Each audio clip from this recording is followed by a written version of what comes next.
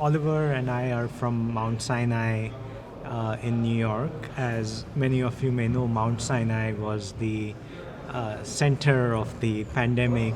Last year, we saw over 5,000 patients in a span of a few months in the first wave, and our whole hospital was converted into a giant ICU, and all the doctors essentially took part as COVID physicians, and we learned a lot through that experience, not just in managing COVID, but also in managing myeloma patients and how to make their treatment safer, save them trips to the clinic or infusion center unless absolutely necessary, and so on and so forth. What also happened at that time is we connected with the other scientists at Sinai that were experts in virology, immunology, and other infectious disease related fields that had existing studies and protocols on understanding antibody and cellular response to viral infection. And then as the vaccines came about, we worked with them, and through their protocols were able to study myeloma patients and their response. And what was interesting is at the same time we were studying our patients, we as a group, the physicians, nurses, and other healthcare workers, were in a parallel study as healthy controls. So we were also giving our blood and saliva and nasal swabs and things like that every month, and followed longitudinally since the beginning of the pandemic. So we could actually compare the difference in antibody production or T cell response and things like that. Oliver actually recently published a paper based on a large analysis. Actually, when we published it, was the largest to date of myeloma patients with over 320 patients in that study that were being treated at the institution and enrolled on these protocols, and they were compared to healthy controls as I explained to you. So why don't you explain the results that you found, Oliver? In early 2021, when the vaccine got its emergency authorization, I think we all had seen the data in healthy controls and how effective it was, but an obvious question for us as myeloma physicians was, is this going to translate to the same effectiveness in our patients?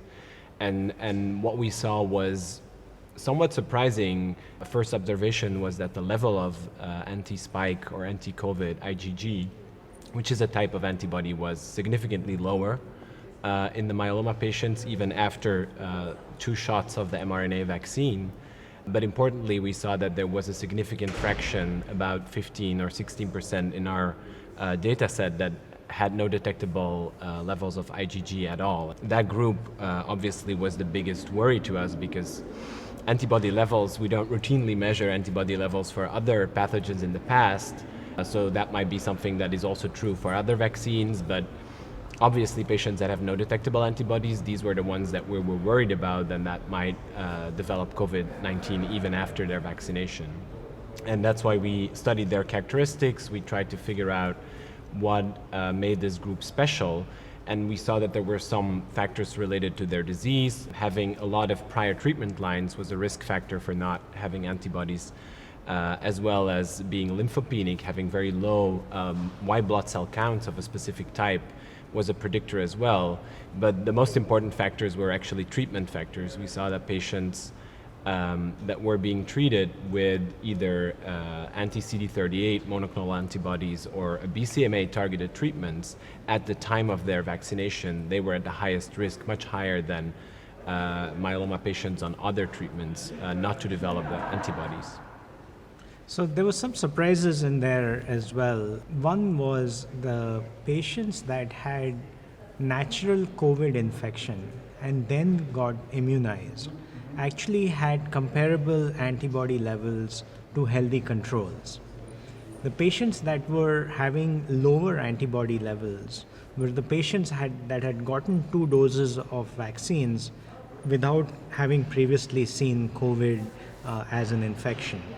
And across the board, their levels were a little bit lower than healthy controls. In the paper, we actually describe 10 patients that had breakthrough infections, that is, infections after getting one or even both vaccination. The study was spurred by a patient of mine who had a breakthrough infection after both doses, and he had been vaccinated after CAR T. Unfortunately, the CAR T cured his myeloma but made him susceptible to COVID, and he ultimately ended up very sick, going to the ICU, and didn't make it. So this spurred us to do this study and expand it to our entire population of patients. We have been subsequently following this up, not just looking at the antibody responses to the 2 doses, but now we're looking at the booster dose or the third dose that patients are getting. We have also looked at T cell responses, because there is this notion or assumption in healthy volunteers that has led some people to believe that even if you don't have antibodies, you will have some protection from T cells. Therefore, patients can ease up the restrictions and masking. But in our cohort, at least, we've analyzed about 60 or so patients, and the patterns are strikingly similar, that the patients that don't have antibodies also don't have T cells. So this is a surprise to even the immunologists and virologists, and really has implications for the patients, because they remain the vaccinated vulnerable. So if your antibody levels are low or zero, our advice to the patients are the following: keep social distancing, Or physical distancing, masking, vaccinate your family members, so create a environment of vaccinated people, and talk to their myeloma physicians about what would be the best way to protect them until they actually can develop some protection themselves. We have been talking to drug companies as well that are making monoclonal antibodies against COVID, and there is a study that's going to start very soon at our institution and others that is being led by Regeneron, that will give the monoclonal anti-COVID antibody prophylactically, very much like patients receive IVIG.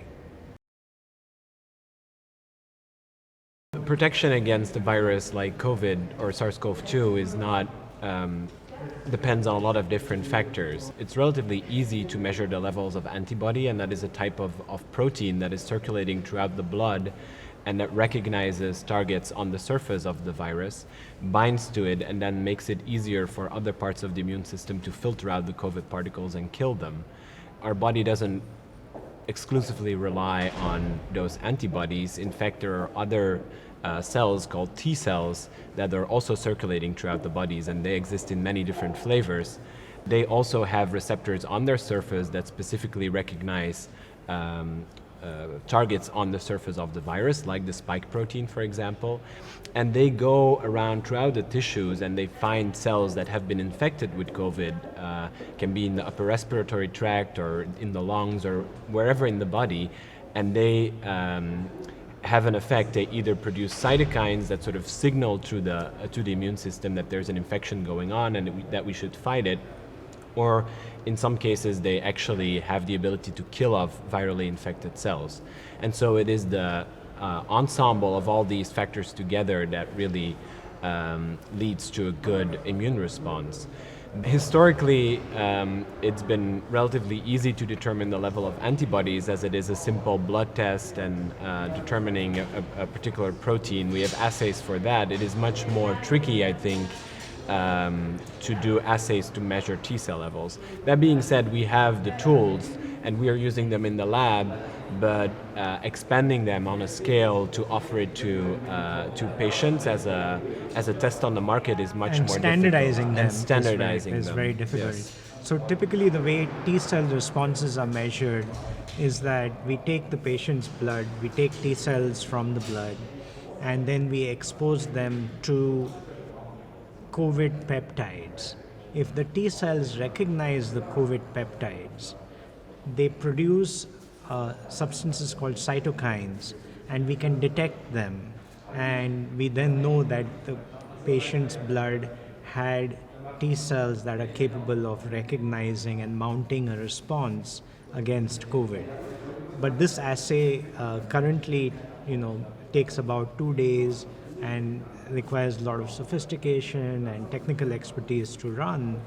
It's not a quick test like we do even now. The antigen tests at this conference are being done in 10 minutes, and it's really easy. So these are more involved. It will take some initiative from researchers, regulatory agencies, and so on and so forth to make a standardized T cell assay. But I think it will be an important complement to the antibody testing that is widely being done by both physicians and patients. I think that's a very good question.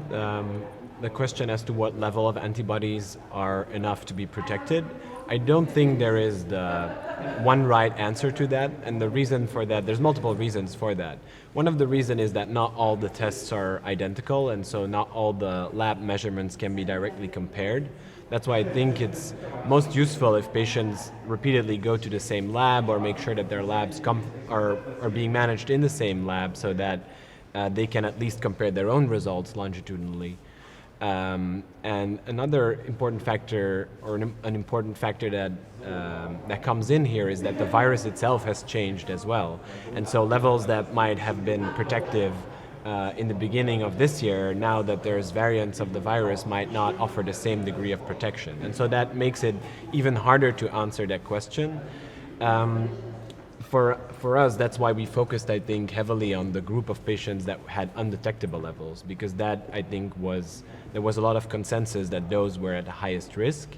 But thankfully, that's a very small number of patients. Yes, and we also have now data, longitudinal data, over 6 or more months now, because the vaccine has been around since the beginning of this year, to see how the longitudinal trajectory of the antibody level changes in myeloma patients versus healthy controls. And there too we saw that the levels have a tendency to decline more rapidly. That's why I think it is timely now that they've approved, or at least advised to give the third dose of the vaccine. It's still too early to tell. I think that we are measuring this. At the moment, we are recommending all our patients to go ahead and get the booster. I think it's very important. We hope by now all patients have gotten at least their initial vaccines and can freely avail of the booster. What I would also recommend, if possible, is that patients also check whether they are responding both to the initial vaccination and to the booster in antibodies. And if they see no response, then they may actually be eligible for other ways of protection, like the Regeneron antibody study and things like that. I wanted to say I think we owe it to a lot of the patients, because I know a lot of them have been exceedingly cautious, and understandably so, and they've been doing all they can to make sure they don't get infected. And so that's why we have always argued for measurement of the antibodies, despite there being sort of the general idea that it wasn't useful. I think people are coming back from that and understanding that in a subgroup of people, namely people with serious conditions like myeloma, it is definitely useful to know if you're at a higher risk so that you can protect yourself and do all these non-pharmacological interventions and make sure that you're safe. So for patients that have a known exposure to somebody that has COVID, or if they're in the same room for any amount of time, they should definitely consider getting the monoclonal antibodies. There are 2 of them that have been approved for this, and they should try to get them as soon as possible. They are fairly easy to access at most centers, so they should make them. They should make that effort. I think they are definitely useful to protect patients further in the setting of exposure. I think they are working on that. They're definitely trying to make vaccines that are, for example, Delta protective and so on and so forth. From what we've seen so far, we have to learn to live with this infection, and myeloma patients are very comfortable with getting their yearly vaccines and flu vaccines, and they're good about that. I think this might become one of the repertoire of protective things that we do for our patients, including IVIG and vaccination, that may have to be repeated on a timely basis as more information gets out.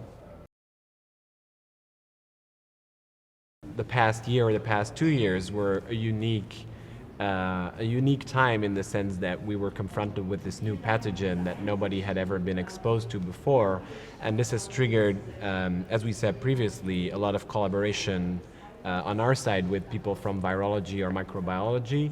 I definitely hope that some of that work could be translated to other infections, because we know that myeloma patients are vulnerable to other viruses and to other pathogens. I definitely hope and I expect that we will use some of the lessons that we learned from this unique pandemic and translate it and try to figure out how to deal with other pathogens that have a seasonal course, like flu and other viruses. So I'm hopeful that we can do that for sure. It's a good question. I think one of the things we learned through our studies is that the disease, myeloma, and some of the treatments that we are giving affect the cells that, or the factory that produces antibodies to various stimuli, whether they're vaccines or natural infections. So if the factory is compromised, it is indeed possible that the protection against a variety of influences may be diminished. I think it just underscores the need to understand what is critical in terms of level of antibody producing cells or T cells. These thresholds can only be set by patients participating in studies and being followed longitudinally to see if they are responding, not just in terms of numbers, but actually getting infected. And that will be the ultimate proof. As I mentioned earlier, we have recommended all our patients to go ahead and get their third or booster shots, regardless of whether they were on CD38 antibodies or not. I think that especially if the patients change from a CD38 antibody to another one, there's a greater likelihood that they may mount a response. Of course, acknowledging that every drug has its own half-life, and depending on when they discontinued the treatment, their body may take less or more time to recover from it. An important question, I think, for patients is what to do after transplantation or after CAR T treatment. I think currently we're advising to redo all vaccinations, and I think that will definitely also account for the COVID vaccine. In terms of CAR T treatment, I think there's no right answer at this point. I think the standard has been to wait at least 3 months for the COVID vaccine, that is. We actually find that patients that wait longer mount better responses. It depends more when the patients recover immunologically rather than a fixed fixed period. number. Because I think if you have the ability to produce antibodies, you have the B cells in sufficient amount, you will mount a response. As far as the post autologous transplant vaccination is concerned, there's an ongoing national study run by the BMT-CTN that's looking at this. So we should have an answer from that study. Those are simpler ways of looking at immune function. Definitely very useful. Looking at lymphocyte counts, we found has some correlation. So that's something that can be done in CBC. I think more sophisticated tests like looking at number of B cells or COVID-specific B or T cells are beyond the reach of most outpatient clinics and small oncology offices. They will still be available in research setting. I think your suggestion of using immunoglobulin levels or B cell counts or lymphocyte counts as a surrogate would be a good first step, and definitely measuring the actual antibody is more widespread now, so that should be recommended. Go get your third shot. I think that's our message right now. Get your boosters.